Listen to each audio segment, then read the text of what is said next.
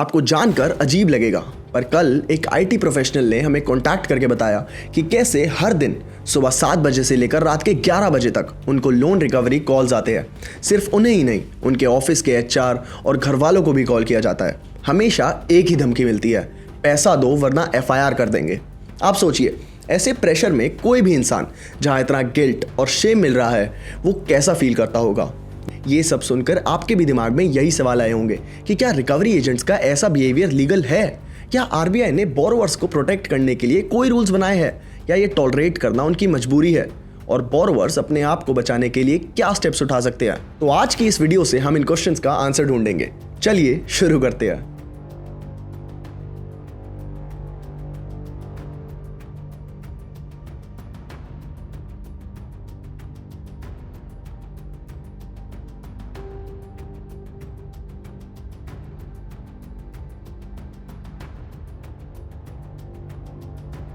Why it matters? आज India में loan लेना काफी नॉर्मल सी बात हो गई है। Credit cards, gold loans, personal loans, EMI apps. पर आज डिफॉल्ट भी उतना ही नॉर्मल होता जा रहा है। कभी जॉब लॉस हो जाता है, कभी बीमारी, कभी बिजनेस का कैश फ्लो अटक जाता है। पर यहाँ एक बहुत बड़ा इंफॉर्मेशन गैप है, क्योंकि ज्यादातर लोग ये नहीं समझते कि लोन पे डिफॉल्ट करना एक सिविल मैटर है, क्रिमिनल नहीं। जब आप सिक्योर्ड लोन लेते हैं, जैसे होम लोन या कार लोन, तो बैंक के पास आपकी कोलैटरल सिक्योरिटी होती है। मतलब अगर आप फेल भी कर जाओ तो भी बैंक के पास घर या गाड़ी गिरवी रहती है। लेकिन अनसिक्योर्ड लोन्स जैसे पर्सनल लोन या क्रेडिट कार्ड के पीछे कोई कोलैटरल नहीं होता। इसी वजह से बैंक्स और एनबीएफसीज यहाँ पर ज्यादा एग्रेसिव होते हैं रिकवरी में, और इन्हीं लोन्स लेने में हरासमेंट के केसेस सबसे ज्यादा मिलते हैं। और ग्राउंड पर क्या रियलिटी है? कर्नाटका के बेलगवी में 12,000 लेडीज माइक्रो फाइनेंस इंस्टीट्यूशंस की हरासमेंट के खिलाफ डीसी के ऑफिस पहुंची। वहीं पे इंडियन एक्सप्रेस ने रिपोर्ट किया कि बेंगलुरु के पास 60 ईयर ओल्ड लेडी ने सुसाइड कर लिया है, क्योंकि रिकवरी एजेंट्स रोज घर आकर उन पर चिल्लाते थे। ये एग्जाम्पल्स दिखाते हैं कि प्रॉब्लम सिर्फ एक बोरोवर की नहीं है, ये एक सिस्टमैटिक इशू है जो मिडिल क्लास और रूरल इंडिया दोनों को डायरेक्टली हिट करता है। जब तक लोग सोचेंगे कि default is equal to a crime, तब तक हरासमेंट नॉर्मल लगती रहेगी।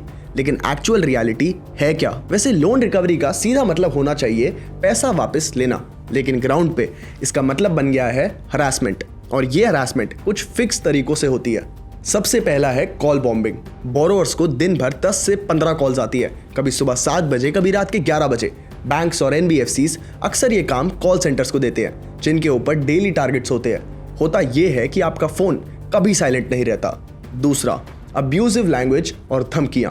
एजेंट्स ओपनली बोल देते हैं पुलिस ले जाएगी, एफआईआर हो जाएगी, या गाली गलौज करते हैं। उत्तर प्रदेश के बिजनौर में एक घर पर कर्ज का प्रेशर इतना बढ़ गया था कि 4 लोगों ने जहर खा लिया।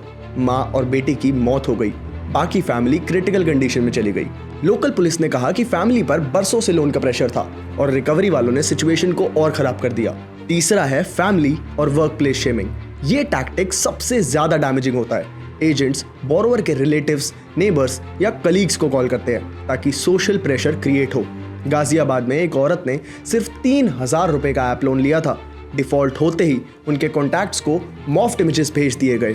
डिफॉल्ट करना गलत है, लेकिन किसी को सोशली तंग करना उसका लीगल सोल्यूशन बिल्कुल भी नहीं है। चौथा है unannounced home visits. Outsource recovery agencies को टारगेट्स दिए जाते हैं और उन्हें बोरोवर्स के घर या ऑफिस भेजा जाता है बिना उनके बताए। कभी लाउड आर्ग्यूमेंट्स या कभी डराना। ये विजिट्स बोरोवर के लिए एक साइकोलॉजिकल अटैक बन जाते हैं। अगर आप या आपके नोन ऐसी सिचुएशन में फंसे हैं, तो आज ही एक्सपर्ट पैनल से कांटेक्ट करिए। ये सब दिखाता है कि रिकवरी एक सिविल प्रोसेस होने के बजाय एक तमाशा बन गया है। यहाँ एक बात बिल्कुल क्लियर रखते हैं, हम डिफॉल्ट को जस्टिफाई नहीं कर रहे। बैंक का पैसा वापस करना बोरोवर की रिस्पॉन्सिबिलिटी है, लेकिन रिस्पॉन्सिबिलिटी और इल्लीगल हरासमेंट 2 अलग चीजें हैं। ईएमआई मिस होने से आप हरासमेंट के लायक नहीं हो जाते। आज के टाइम पे जरूरी है कि बोरोवर्स जाने कि आरबीआई के रूल्स इन सब के बारे में क्या कहते हैं। क्या रिकवरी एजेंट्स को ये सब करना अलाउड है? आंसर है बिल्कुल भी नहीं।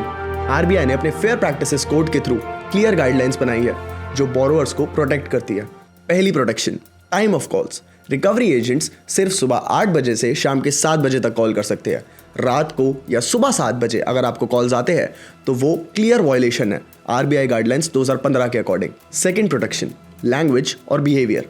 हर रिकवरी एजेंट को डीसेंट लैंग्वेज यूज करना मैंडेटरी है। गाली देना, चिल्लाना या अब्यूजिव टोन स्ट्रिक्टली प्रोहिबिटेड है। एजेंट्स को अपना आईडी और ऑथराइजेशन लेटर दिखाना पड़ता है जब वो ग्राउंड विजिट पर जाते हैं, मतलब इंटिमिडेशन बिल्कुल भी अलाउड नहीं है। Third protection, privacy.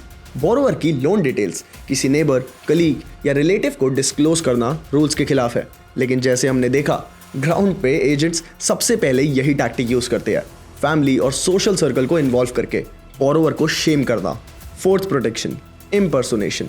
कोई भी रिकवरी एजेंट अपने आप को पुलिस, लॉयर या कोर्ट का ऑफिसर बताकर थ्रेटन नहीं कर सकता, लेकिन हरासमेंट केसेस में सबसे कॉमन लाइन होती है, मैं पुलिस का आदमी हूँ, कल तुम्हारे ऊपर केस हो जाएगा। ये डायरेक्ट वायलेशन है। और इसके बाद आती है फिफ्थ प्रोटेक्शन, ड्यू प्रोसेस।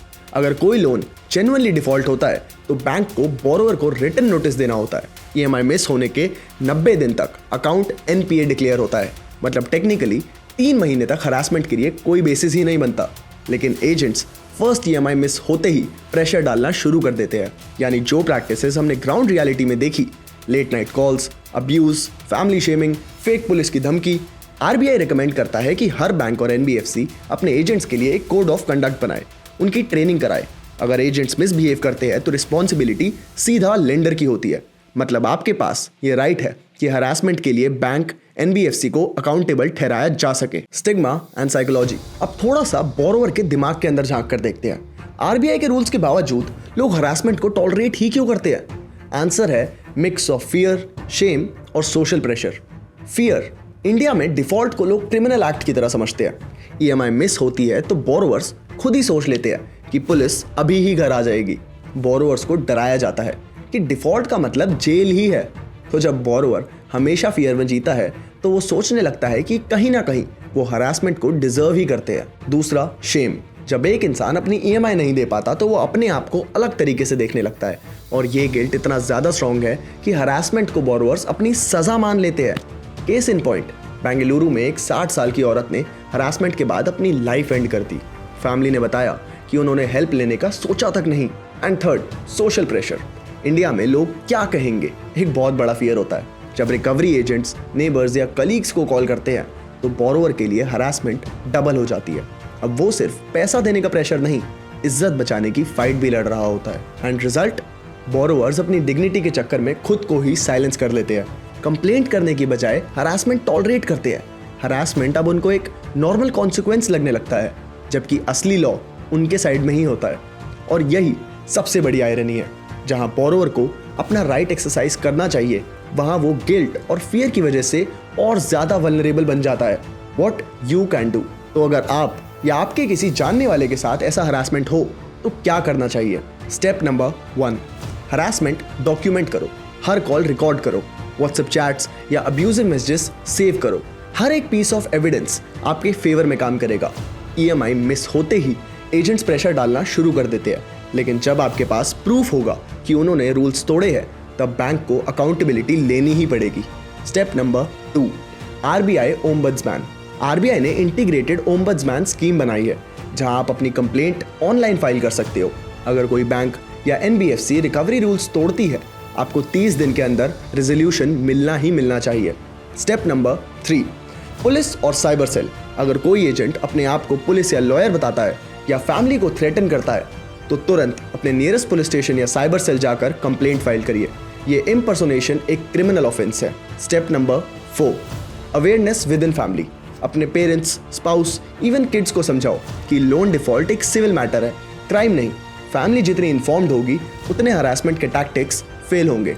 आज बोरोवर्स खुद ही एज्यूम कर लेते हैं कि अरेस्ट होना पक्का है।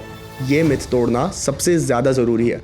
And last, step number 5, contact expert panel. अगर आप या आपके नोन में कोई ऐसी सिचुएशन में फंसा है तो आज ही एक्सपर्ट पैनल से कॉन्टैक्ट करिए। We are an IIT IIM founded company, जिनके एक्सपर्ट्स ने 35,000 से भी ज्यादा लोगों को हरासमेंट से निकालने में हेल्प करी है।